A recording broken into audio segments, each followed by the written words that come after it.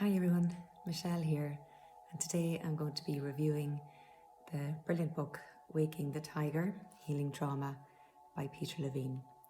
And Peter Levine is a renowned therapist and trauma expert, and I think he did a brilliant job of presenting a heavy topic in a way that was accessible to the reader. So while he speaks about psychology, neurobiology, and physiology, he uses case studies and gives real life scenarios to help us to understand what exactly trauma is and how it manifests in real life scenarios. And I think this is really important. And I love the level of compassion that is evident in his writing. That I feel is important for us as readers and as breathwork facilitators. And while it's quite a heavy, you might think it's quite a heavy topic, I think it's a very hopeful book because it speaks about trauma, but it also speaks about transformation. So first of all, he guides us to understand the nature of trauma. That was the key takeaways for me anyway, are the nature of trauma, the unfinished flight or fight response, and then the role of the nervous system. And then how can we use this knowledge to help us to transform our trauma? And I'll speak a little bit about that and what approaches or what I've taken from it that I will use as a breathwork facilitator. So first of all, I suppose the major takeaway is understanding the nature of trauma. And so Levine explains very clearly that trauma is not necessarily limited to life-threatening or what we might deem to be life-threatening situations such as war and abuse or a sudden attack. And he explains that it can be seemingly small incidences that can happen in everyday life can also elicit a traumatic response from the body. And it's when the trauma becomes trapped in the body, regardless of whether it's a life-threatening situation or a seemingly small event that happened. When we don't process our trauma, it presents in the body.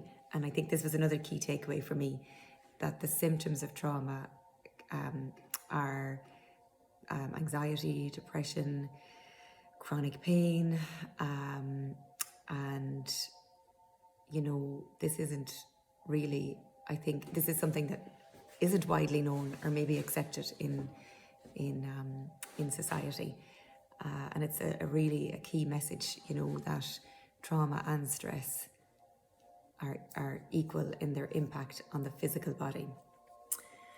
And I suppose then understanding that the reason we don't process trauma is related to this fight or flight response, and particularly the unfinished one. So from Levine's observations of animals, particularly in Africa, and there's the example of the tiger and the impala, where the impala has a life and death experience, being attacked by the tiger, but it escapes death and stands up and shakes his body. And in shaking the body, he's releasing that surge of energy and then resumes a normal everyday life. And I suppose Levine is trying to get us to understand that, the impala doesn't live its life constantly looking over its shoulder, wondering, am I going to be attacked any minute? That they're able to resume their normal, relaxed state and enjoy life despite this threat being there. And so, we've all heard of the fight or flight, and that refers to when our autonomic nervous system becomes activated. And by activated, we just mean, brought into action to either fight the threat or to escape from it, which is the flight. And when the autonomic nervous system becomes activated, we get this huge surge of energy to either, deal with the threat or fly away from the threat or move away from the threat. And our muscles are mobilized, our heart rate is increased, and we're ready to defend ourselves. And so in a healthy situation, and I don't know if you can call any traumatic incident a healthy situation, but in a normal scenario, when our fight or flight is activated, if we can take the appropriate action, so if we can use the energy to get out of the way or to fight, then it's highly likely that after the threat has passed, we can return then to the normal, relaxed way of being and feeling safe in our environment. But in cases, and again, it's not necessarily overwhelming, it's just whether or not we get to complete this cycle of the nervous system being activated, releasing the energy, that's the energy surge, and then returning to the relaxed state. If that becomes incomplete, the energy that should have been used to either fight or to get away from the situation can become stuck, and the excess energy that would have been burned off in the fight or flight remains trapped in the body. And that can lead to a prolonged state of either hyperarousal, where the person is agitated, anxious, hypervigilant, unable to relax or calm down. And this is something that I have actually experienced myself from a traumatic event, and then being in a stressful job. I realised that I've spent the guts of a decade in hyperarousal without being aware of it. And at the same time, I can see that there's another type of response, which is hypoarousal, where a person may become numb or frozen or disconnected, and becoming disconnected from emotions and surroundings. And this is also a trauma response due to that excess energy of the activated autonomic nervous system not being released and instead becoming trapped in the body. And again, I think for me it was just such an important message, because I see it in some of my colleagues and family members where there's unresolved trauma, and it's manifesting in symptoms like chronic stress, anxiety, depression, physical pain, and difficulties with emotional regulation. And in my work as a teacher, I came across that with children, and had become very interested in trauma and what that actually meant, having worked with children who had come from war-torn countries and obviously had experienced the life-threatening trauma, and then also being aware that there were children presenting with difficulties, symptoms of trauma, with seemingly no reason for it. So I can identify and resonate with what Levine is talking about, that there are the trauma, there are little t's and big T's, and little t's refers to little traumas, like seemingly everyday incidences. So another important aspect or part of the book that I really liked was the explanation of the role of the nervous system, and quite a large portion of the book talks about this. So I suppose a key takeaway for me, and again it's something that's really emphasised in our breathwork course, is the significance of the sympathetic and the parasympathetic branches of the nervous system, and how they are relevant to the body's stress response. So I'm going to speak to that as well, because I think it's important, and it's just an important takeaway for me from the book.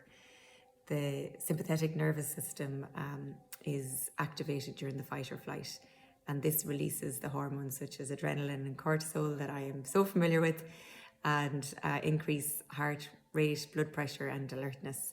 And we become primed for action in this state, and we become primed with the perceived threat. And then the role of the parasympathetic nervous system, that's responsible for calming the body and promoting relaxation. And it obviously has a counter effect to bring balance back to our systems after to recover from threat. And in our course as well, that's described as putting the brake on. So I suppose the other massive key takeaway was the whole discussion around the felt sense and somatic experiencing, where we really encourage our clients, and even if we're working on ourselves, to feel into the body's natural responses and sensations that are created by these feelings. And by coming more and more alert and aware to these sensations, we become less and less, I suppose, afraid of them, and we can gradually release that trapped energy, and emotions and heal trauma. And I think Levine introduced the terms pendulation and titration, and there are two key things that I will be taking with me as a breathwork facilitator.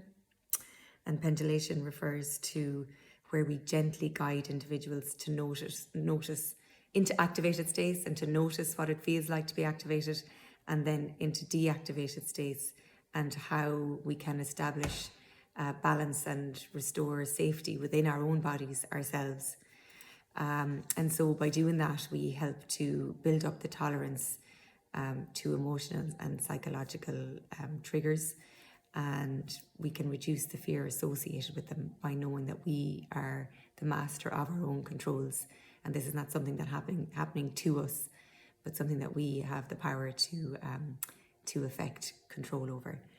And then titration, quite simply, is an approach to gradually respecting the nervous system's capacity to process trauma, and doing it in manageable portions.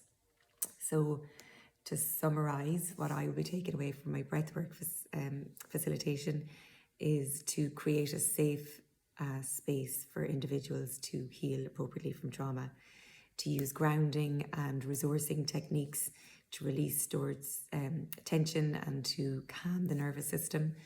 Levine doesn't explicitly speak about breathwork, but he does show how this can have be used as an important tool to allow deeper trauma healing and integration.